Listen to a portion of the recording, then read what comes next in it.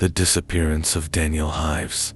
It was a cold December night in Lancaster when 28-year-old Daniel Hives vanished without a trace.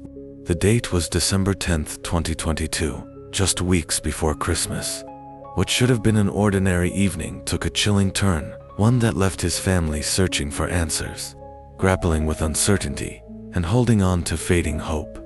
A normal evening turns mysterious. Daniel had spent the day visiting a friend at Sidings Close, an apartment complex near the River Lune. He was dressed in a blue Hugo Boss tracksuit and black Nike trainers, an outfit that should have made him easy to spot. Standing 6'2" tall, with a slim build, short brown hair, and a tattoo on his neck, reading Shannon. He wasn't someone who could just disappear unnoticed. As the evening unfolded, an altercation took place inside the apartment.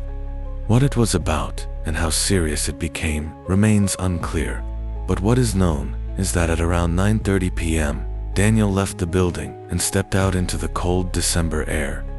He headed toward the Millennium Bridge area, a pedestrian bridge crossing the River Lune, leading into Lancaster City.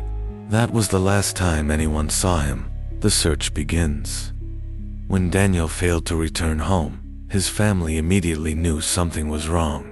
He had a young son waiting for him, and he wasn't the type to just disappear without a word. His brother Robbie, along with close friends, started calling and messaging, but there was no answer. Lancashire police were soon involved, and an official search was launched. Drones, sniffer dogs, and the Northwest Underwater Search and Marine Unit were deployed to scour the area, focusing on the River Lune and its banks. But there was no sign of Daniel. No footprints leading to the river.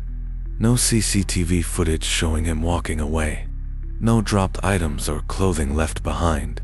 Unanswered questions and frustrations. As time passed, Daniel's family began to question the handling of the investigation. Why did it take 3 days for the police to properly search the River Lune? Why wasn't it immediately made public that Daniel had been wearing 2 tracksuits instead of 1? This crucial detail could have changed how people remembered seeing him that night.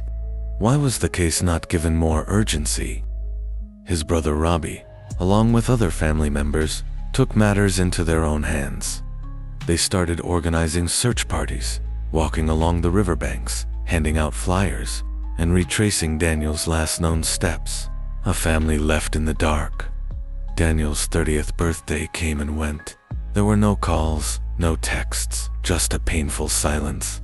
His young son, too young to fully understand, still asks about his dad, hoping he will return. The police still classified Daniel's case as a missing person investigation, but without new leads, evidence, or sightings. The search for him remains at a standstill. The mystery of what happened to Daniel Hives on that cold December night lingers. Did he fall into the river?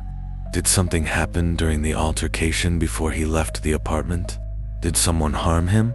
And if so, why has no one come forward? Still missing.